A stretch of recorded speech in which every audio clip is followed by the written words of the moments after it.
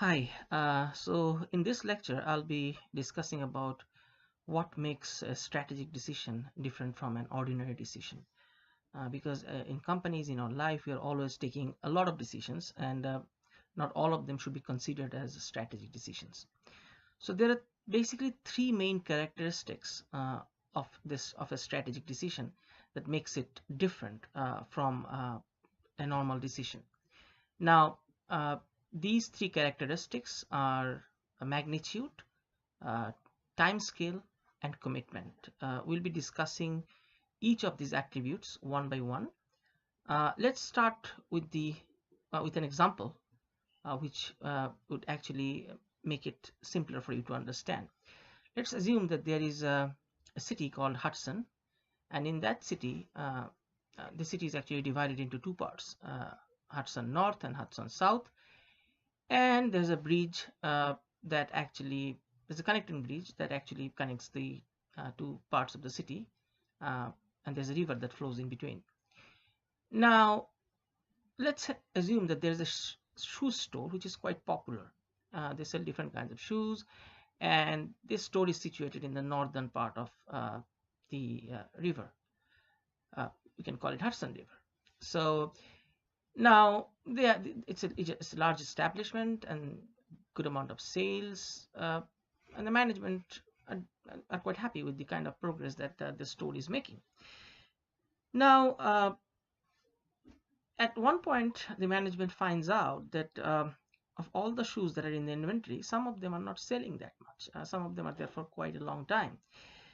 So the management decides to offer a discount for a certain type of shoes, which would run for 10 days with an expectation that that will actually reduce the stock and also allow them to open up space for shoes that are in more demand. Now this is a decision. This is a business decision. Uh, so let's keep it here and let's go to another decision that this company is planning to make. The management has found out that although they are selling a lot in the northern part of the city, uh, there is a huge demand of quality shoes in the southern part of the city as well. Now, they are planning that they will open a second store. Remember, they only have one store that is in the northern part of the city. Now, they are planning to open a second store in the southern part of the city. And this store will have all the ranges that are available in the northern part, and it will be a big investment, and it will take around 2 years to get it going properly, and the management is recurring for financing, and they think they need to have a loan of around $1 million from a bank to make sure that they can operate this new business in the southern part of the city. So there are two decisions that we are talking about. One is offering a discount for certain range of products which are actually not selling that much, and management has decided uh, that it's better to sell them out even at a lesser profit than just lingering on them. The second one is actually uh, a decision of expansion. The management is thinking that we'll go for an expansion. We'll make our business big. How do I do that? How do we do that? We actually go to the southern part of the city, open a new store, spend considerable amount of time on those, and seek financing and make sure that it becomes operational within the next 2 years, and make a presence throughout the city of Hudson, both north and south. Of these two decisions, the first decision is not a strategic decision, and the second decision is a strategic decision.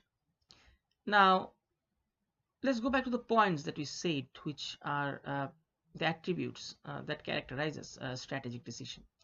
The first attribute that we talked about is magnitude, which means that strategic decisions should be big decisions. These decisions should be decisions which need to have a lot of analysis, thinking behind it, needs to have a backing of uh, all the stakeholders, and it would seem that this is one of the big decisions that the company is making.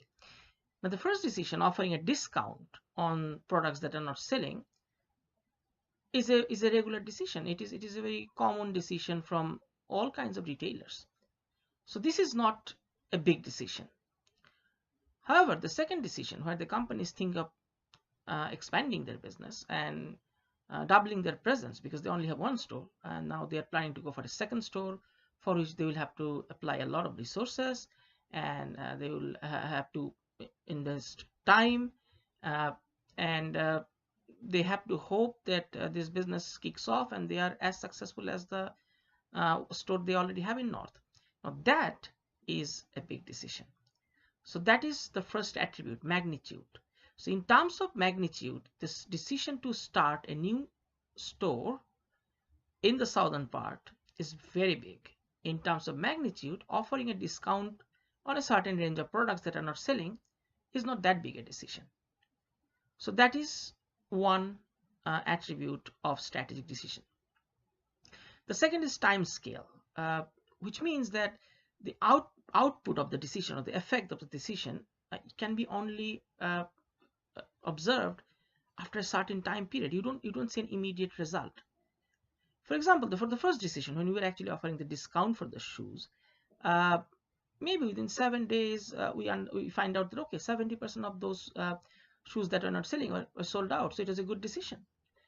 Or maybe it happens that even after the discount the shoes are not selling, so we may have to do something else. So again, you are getting the outcome within a short period of time. Now for the second one, where you are trying to open a store in another part of the city over a period where you will spend time to build the store, and once you start the store, the traffic will not be immediate, it will gradually grow.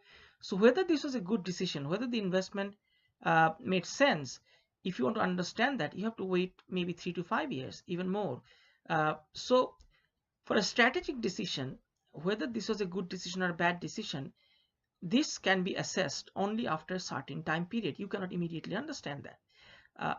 Whereas in ordinary decision, in many cases, you will have an immediate answer to the usefulness of your decision. So that is the second attribute. And the third attribute is commitment.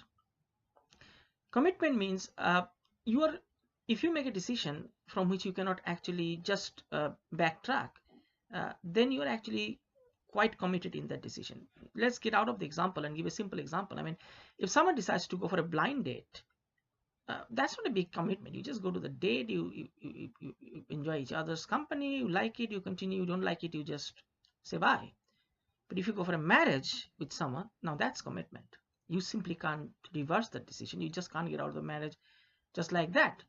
So similarly here, in the case of this shoe store, if they decide to go for this discount this time, and after 2 months, again there's a situation where there are a certain range of products which are not selling, if they decide not to give any discount at that time, it won't affect their business, or it won't affect their decision making, because they can just change the decision.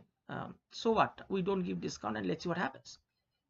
But if they go for the expansion of the store, they get the loan, they start working on it, so they can't simply say after 1 year that we'll not do it, because already time has been invested, you have invested money, and yeah, if you're going to just shut the shop when you have decided to go for something so big. So commitment level is very high when you are taking a strategic decision. So if we come back to what we talked in this lecture, strategic decisions are different from ordinary decisions because they have certain attributes. Number one, the magnitude of the decision is much higher than that of an ordinary decision. The effect of the decision in the overall business is big. Second, the outcome of the decision cannot be seen or observed in a short period of time. So an ordinary decision, you may actually find out how it panned out within a short period of time, maybe a few weeks, few days, few months.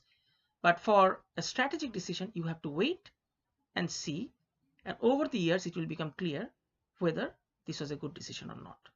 And finally, you can easily revert back from ordinary decisions. So if I decide to give the discount, as I said, for the shoe store, and after 1 month, if I decide not to give a discount in a similar situation, it doesn't have any impact on the overall business of my company. But if I decide to double my business, take loan, go for an investment, decide to open a second store, I simply cannot come back with after 2 months and say that let's scrap it. So I guess you are now clear about the difference between strategic decision and ordinary decision. In the next lecture, which will be the last lecture of our introduction section, we'll actually be discussing about what makes a strategy a good strategy. Thank you.